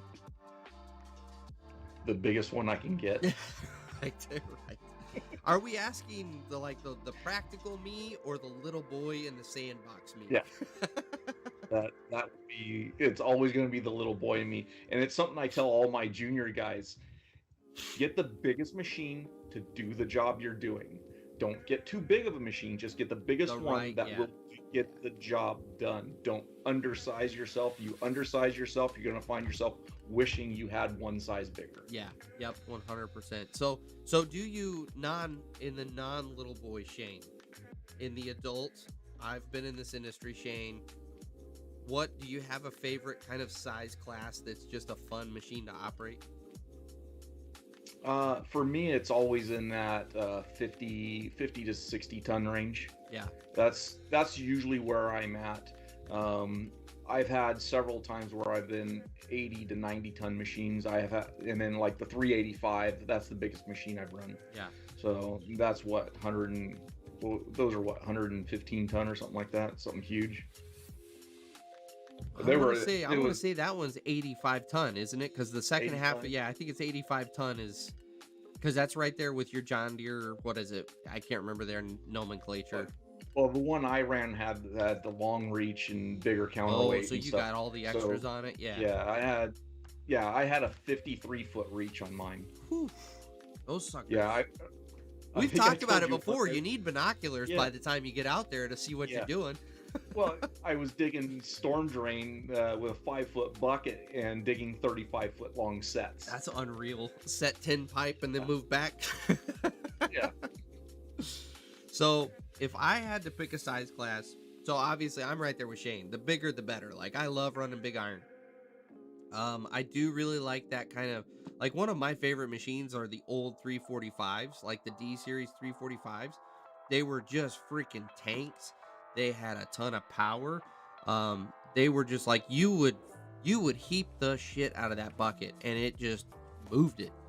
And so those were a lot of fun to operate. I really love those. But when it comes to like a zippy capable machine, I would say like that 8 to 8.5 ton size, that kind of like bigger end mid-size excavator. Those are really capable machines, but they've got that speed of the minis. I really enjoy operating those. You step up to where you get the full-size cab on it. You're not cramped. You got the room and the space. You're like the 180 up to like 220 size. Not even that big. I'm talking like an 80, okay. Like a CX80 or SK85 as Cabell goes, or you've got the Cat 308. Like, and Cat, I wasn't as big of a fan of theirs. Small. They're smaller machines for sure, but I like them because I don't like the smaller machines unless I have to run them. Yeah, I like them just because you get that full size cab, you get some of the capabilities of like one of the bigger machines. You're not quite there with a 130, but you're pretty dang close. But you got that tiny little footprint, and it's so freaking zippy. That's what I like about them, is they're just fast. They're fast machines. So, Chapel, welcome back, man. It has been a while. Like a long while. Welcome back to the live stream, man. Glad you could make it. Sean, I'm on board with that. If it doesn't affect you the next day, then fine. You're right. Alcohol is one of the worst things. You end up seeing people have a couple of nips at lunch just to get through. I've worked with so many alcoholics that it was just like you couldn't sit in the truck with them because they smelled so bad. You were going to get alcohol poisoning off of their breath. Let's see here. Chapel. I recently got a new job as a laborer. I'll be honest. It'll suck, but we all got to start somewhere. That's the attitude, man. That is 100% the attitude. It is going to suck for a little bit, but think about the education you're getting and the skills you're learning, because you're going to use them for the rest of your career. So don't get too down on it. Enjoy the time that you're getting on that shovel, because it is, man, there's no better education. Sean, people that have their priorities in order act much differently with substance abuse than others that may not. I'll 100% agree with that, Sean. People that have their shit together handle it just entirely differently than other people. Jonathan, which would be the best dozer that someone with a little company who is beginning but will buy his first dozer? What do you think it should be, brand new or used? Do you have an opinion on this one, Shane? For dozers, I don't have a ton of experience. I've run all the way from the small, like John Deere. What was it? I think it was a 800 something little John Deere with a slope board on it, finished great on rock of all things. Yep. Because that was all we had to use. We couldn't get a blade in the area, but all the way up to D9Ls. So to me, the D9L was kind of like the same size as the newer D10s. It was an enormous D9, and I enjoyed running it, but it had those stupid little flappy paddles on it that I hated. Yeah. A lot of guys got carpal tunnel from that. Yeah, you don't like the paddle steering? God, no. I started out on an old D6. I think I told you. I started on the first Dozer I ever ran was a D7, what they called either a clutch 7 or a slide bar 7 is what the old guys would call it. Had this gigantic bar that stuck straight up out of the and you gotta crank that baby. You would squeeze it and pull that lever to engage the clutch to start moving, and it had a pony motor to start. You had to do a dance to start the engine.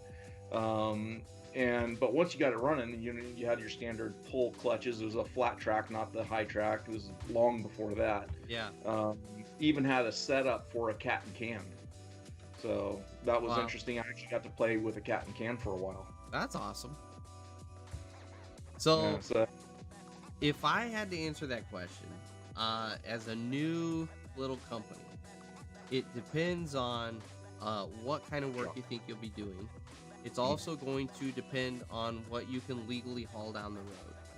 So if I were to go into business tomorrow, starting with residential driveways, no, I take that back.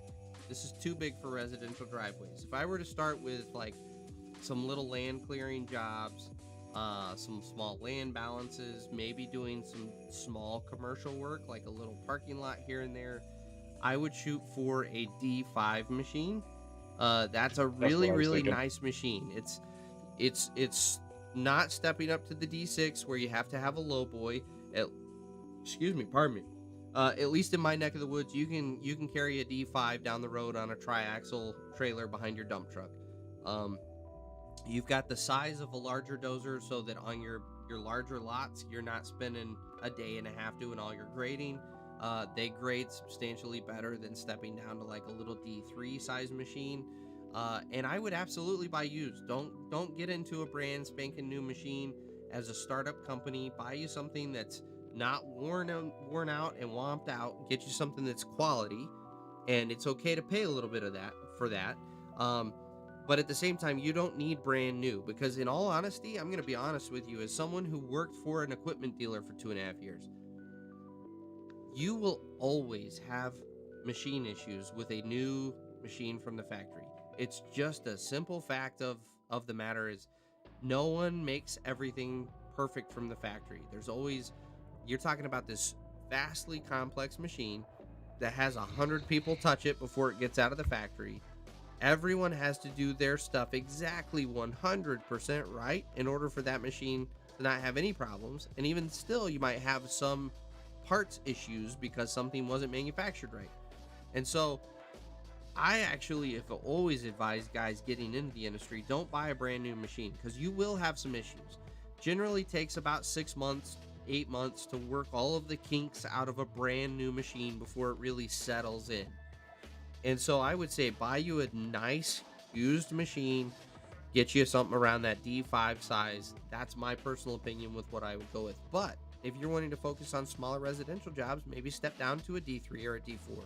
Or, excuse me, or you might, if you're talking about putting that kind of coin out, maybe hang tight and wait for the Minotaur, the case Minotaur, to come out into regular production and buy one of those. Now you have a skid steer with a dozer blade that's actually capable of doing dozer stuff. That might be a better option for you. So it kind of really depends on what you're going for. And I hate to be that non-specific for you, but that's kind of the truth. It really depends on what you're doing. Ryan, not really riding the fence. Personally, I don't like it. However, what people want to do on their own time is their own thing. Ryan, I'm just giving you shit, man. Don't sweat it. I'm just giving you a hard time. You know, you've been a subscriber long enough. I'm going to give you guys all shit, so don't worry about it, man. Same question for an excavator. There you go. That's something you got experience with, Shane. What size excavator for a new guy starting up? For a new guy starting out, yeah. Or a new company? If we're talking a new company, I would suggest, I mean, and again, like you said, it depends on what the work you're doing. If you're doing yard work and stuff like that, you're looking at a mini. If you're doing, if you're actually getting into doing construction, major construction, like doing housing tracks, things like that, you're looking at a 200 to 300 size rig. If you're doing stuff that's, joint trench, which is the dry utilities, you're looking at a 100 to 200 size. So it really depends on what you do that would be more specific. And I actually had a guy come on, contact me through my Discord channel, and I actually did a little consulting for them on picking out an excavator for what they do. So I had them tell me everything that they do and how and what kind of construction jobs and how big the jobs were. The more information I got, the more zoned in I got on what machine to get them. So the ultimate decision was a 336 or 339 zero swing is what we came up with. So they had a low boy to be able to move the machine. It was light enough that they could move it, and it had the zero swing because they did get around buildings, but they didn't need any kind of an articulating boom. So a mini was immediately thrown out. They only dig like 5-6 feet. Yeah. So good production. They're not running such a big bucket that they need the big counterweight hanging off the back. Yeah. So it was a good fit for what they needed. Just to reiterate everything Shane just said, Jonathan, this is actually even more complex of a question than your dozer question, because dozers are, compared to excavators, dozers are real straightforward. Excavators, you start getting into how deep are you going to dig? What size sites are you going to be on? Do you have a low boy to haul it around? Because you can go all the way up to a 160. Once you cross over to a 210, now you have to have a low boy to haul it around with. Do you need a tilt rotator, or are you going to be doing a standard bucket? Do you need a thumb? Do you need the articulating boom, the swing boom, like I call it in my videos? There's so many factors that go into sizing an excavator. That's a really hard question to answer without knowing the exact type of work you're wanting to pursue. Chris just responded, "This is stupid, but I got a buddy whose dad had a foundation company back in the 60s and 70s, and the dad and his sons drank beer all day long every day. And one day in 100-degree heat, a new guy went go down two over to the cooler, opened it up, and asked the dad where the water is, and the dad said, if you can't drink beer like the rest of us, get the hell off the job."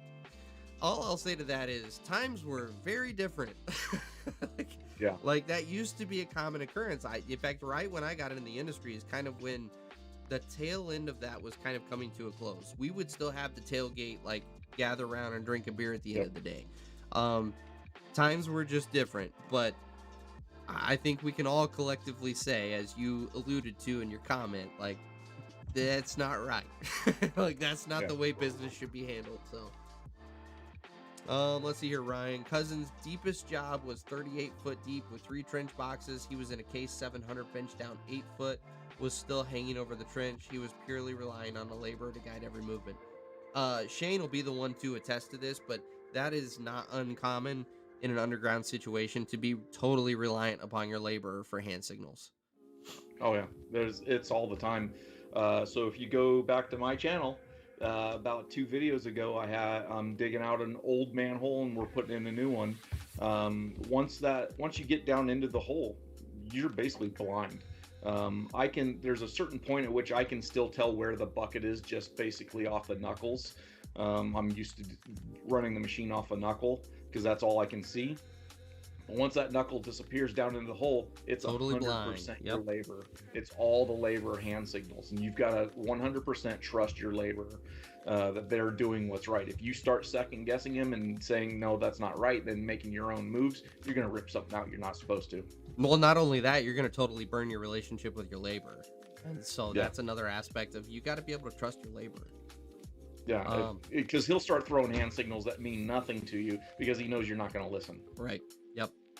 Let's see here. Bacon. Neighbor lost his career as a pharmacist after a liquid lunch. Not worth it. Yep, 100%. Truck driving right now, so I don't touch alcohol, period, let alone anything else. I don't judge if you have control. That's ultimately the this is kind of a big adult conversation, and the adult answer is if you can handle it in the appropriate time. It's just like talking to my kids. If you can handle yourself, if you can act appropriately in the appropriate times, I don't care if you do it.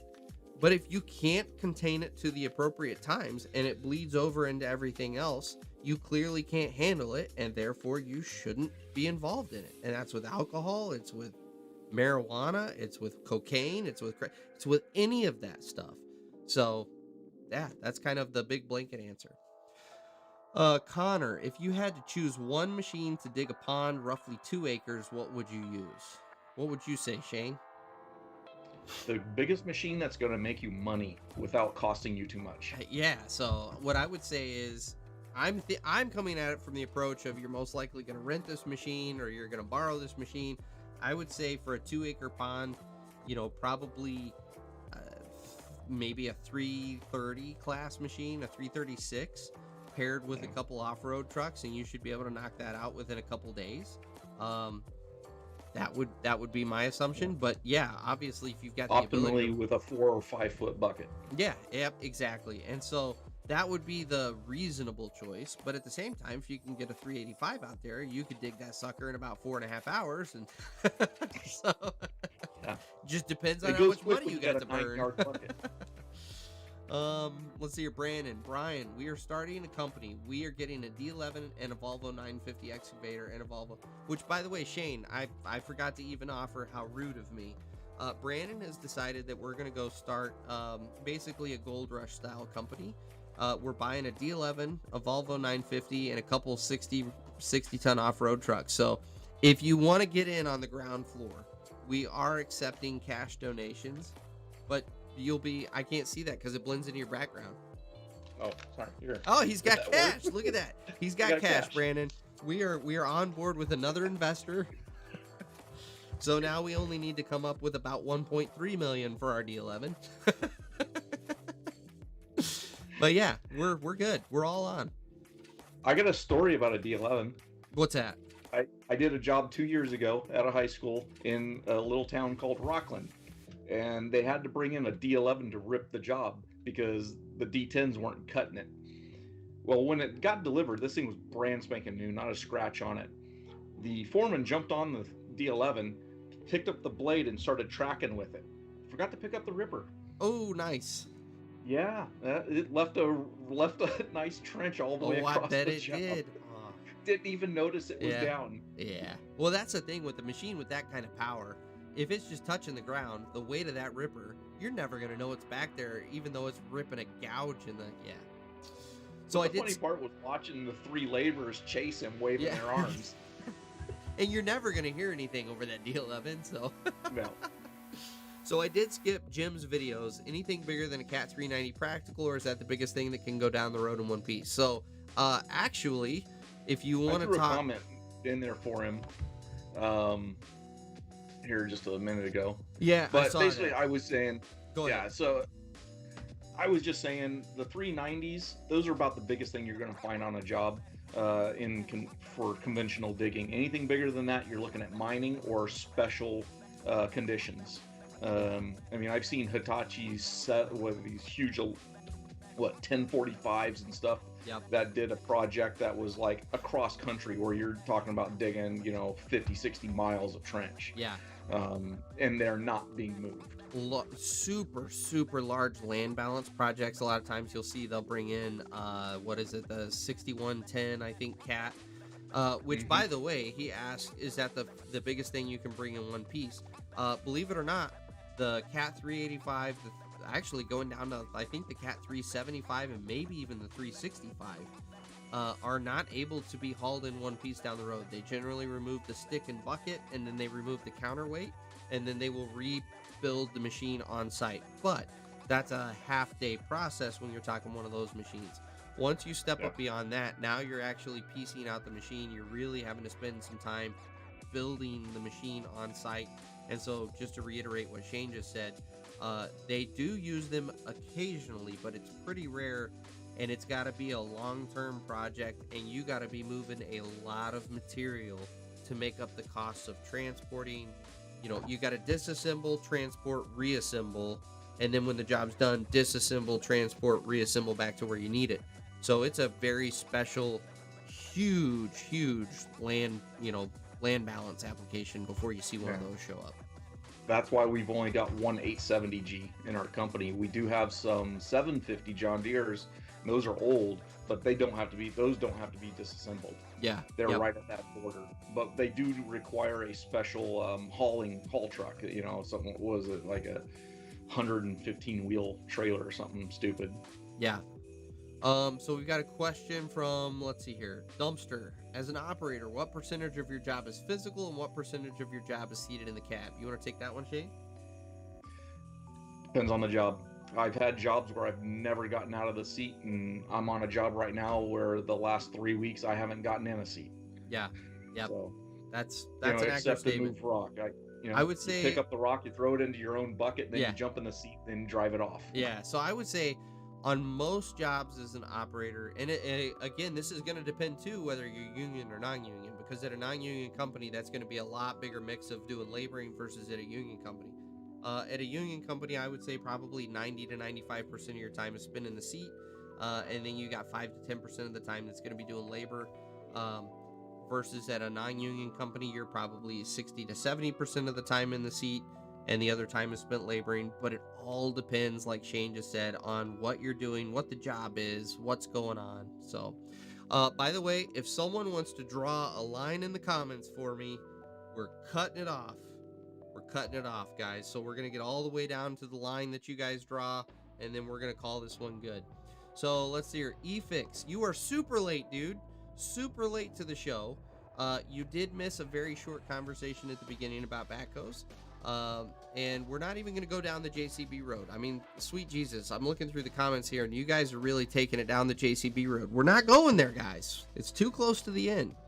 But I will say eFix recommended American Asphalt, I think is what it is, or American Paving Specialist, I think. Shane, if you want a channel to check out that's really entertaining, it's, I think, American Paving Specialist. They actually hired a film crew to come out and do their videos for them, and they're putting out some really quality content, and it's really informational on paving. Loved it, eFix. That was a fantastic find. Thank you for pointing me to that, and thank you for keeping on me when I didn't do it the first time. Loved their videos. Ryan, could be like a local guy near me hauls 25-ton excavator on a triaxle tack trailer. Oh my lord, a 25-ton on a triaxle. Like, a part of me wants to laugh, but part of me is like, that guy needs to be called on, because he's going to end up killing someone when the suspension gives out on that trailer and that excavator goes over. So, that's rough, guys. Let's see here. What would you say? So we've got game 5 plays. What would you say your favorite equipment type is? Excavator, dozer, etc. Go for it, Shane. That's all you. Oh, that's easy. That's easy. It's just excavator. Excavator? Excavator, yeah. I love the excavator. I used to love the blade, doing finished work. That was too hard on my knees, even at a younger age. It's just, I raced motorcycle and stuff. I've destroyed my body early on, so anything that's easy on me, I'll run. So excavators, I hate skid steers and all those. Those things beat me up pretty good. That, and you're trapped with your legs at that 90 degrees. You can't stretch out those little machines. So even the small minis, I hate running those. I got to pull all the glass out so I can stick my feet out the front of the machine. So I can stretch my legs. So I would say for me, man, this is a hard question. I've been asked this one multiple times, and I always come back to it's hard to pick. Excavator, dozer, and loader are my top 3. I love excavator because you get into some technical situations, and it's just a machine that really, once you master it and learn how to finesse it, like, you've mastered like, that's a skill to really be able to master that machine. I like dozer. What's that? Becomes part of you. It does. It's an extension of your body. It is. Yeah. It's the way I always explain to people how running an excavator becomes is, if I want to reach over and grab this cup, I'm not thinking about what muscles I have to move. I just think I need to grab the cup. And that's the way an excavator is. You don't think about, how am I going to pick up that rock? No, I'm just going to pick up the rock. It's an extension of your body. So I do love that aspect of the excavator. Um, I love loader because it is mentally challenging. That is a very mentally challenging position, and if you're good at it, and there's not a lot of people that are good at it, it's one of those things. It's kind of like we've all experienced it in the trades. When you're in the groove, like, it's fun. When you're really nailing something, it's fun, and that's the way I felt when I was running loader. You get in the zone and you're zipping around that job site and you're getting everything where it needs to be, and you're precise with everything, and you really, again, kind of becoming an extension of your body. You can take your forks and you can just flick that pipe right where it needs to go, or you can, get under that little pipe gasket just right to where you don't damage it, and you can fork a couple of them on there and take them over. Like, that is just a fun machine. And then I love Dozer because it's probably one of the more underrated machines on the job. Everyone from an outsider's perspective thinks, oh, Dozer's super easy. You just put the blade down and you go forward. If you've ever run a Dozer, you know that is 100% not the case. Yeah. That is, you got to develop that ass level, and you've got to really be in tune with that machine to be a good, speedy Dozer operator. And so yeah, I always struggle with this question. It's too hard to pick. So. And the closest thing for me for dozing is we have these old Terex compactors, which is a 3-wheeled compactor, and it's got a blade on it that's about a foot shorter than the width of the machine, so nice. 6 inches on each side, so it's short. So your back wheels, so we use it for filling trench. Yep. So when you put the machine down in the bottom, the wheels are hitting the walls before the blade does. So you got to learn how to cut and make grade and carry a flat grade. Because when the guy's throwing material in, sometimes these things are not meant for pushing heavy loads. So the operator that's throwing material in has to throw in the right amount for you to be able to push. And if you go in and you start trying to do these whoopie-doos, getting all fancy and stuff, it just doesn't work out very good for your back. Yeah. Dozers are one of those machines that just, it took me 5 minutes of sitting in one before I went, now I understand why this is called the skill trades. That's the other thing a lot of people don't realize that have never been in one is you're operating based off of the sight picture on the back side of the blade. You can't see what's going on in the front of the blade. And so you've got to be able to learn to read what's going on the back side of the blade, knowing how that's translating to the front. Like, there's just so many things about a Dozer. Like, that's a fun machine. And again, once you get in that groove to where you're running in third gear and you're putting down a nice flat grade, that's a fun machine to run. So, and a cool thing to do is if you got a new crew or a new guy on the crew and he's running around thinking, dude, I can do that, no problem. And if I got a minute, I say, hey, dude, you want to jump up here and try it out for a minute? 100%. Humbling new guys. I love it. So good. Changes. It's fun to watch that face all of a sudden get stupid. Yes. And then the best is the walk of shame when they get down off of the machine and they have to admit that, okay. Okay, that's harder than it looks. It's so good. Oh, let's see here. Ryan, my cousin had a lot of laborers when digging up utilities would go with the infamous one more pass, and without fail, that next pass, yellow, yes. The famous last pass. One more. I'll take one more bucket, and then you guys can dig every time. Yeah. Ryan, don't forget JCB skid steer back. Oh, yeah. When does Brian... Jess. So when does the diesel and iron only fan start? So stay tuned. I have to get through COVID, and then I have to get myself back in shape to where I'm feeling camera ready, and then we'll see how the OnlyFans goes. Let's see here. Jonathan, can you imagine a JCB dozer, Brian? Actually, I can't imagine one. You would be dozing along, and then all of a sudden the blade would just start moving sideways because it broke, and then you have to stop for the day. That's a JCB Or the dozer. outriggers would break and keep you in one spot. There you go. So it doesn't matter. Something's going to break, and then you're screwed. So let's see here. Chris, hey, Brian, of all the cool t-shirts in your closet, got any awesome JCB shirts? No, and maybe, you know what? Maybe it's not that I hate JCB's equipment so much. It's just that I'm that butthurt that JCB has not offered to send me any swag. They've never offered me anything in my life. And so it's just this deep-seated hatred for JCB because they don't like me.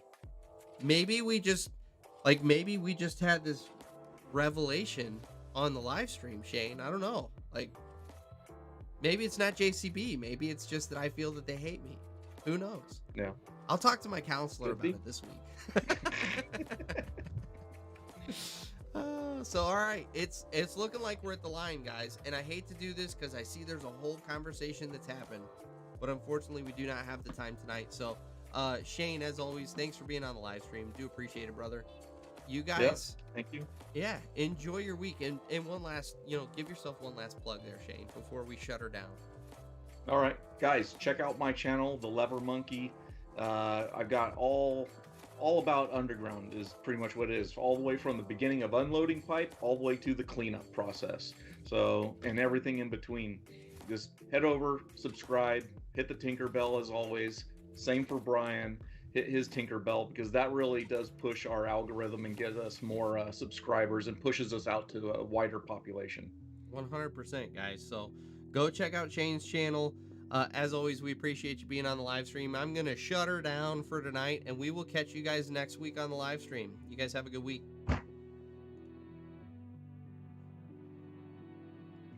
Go in.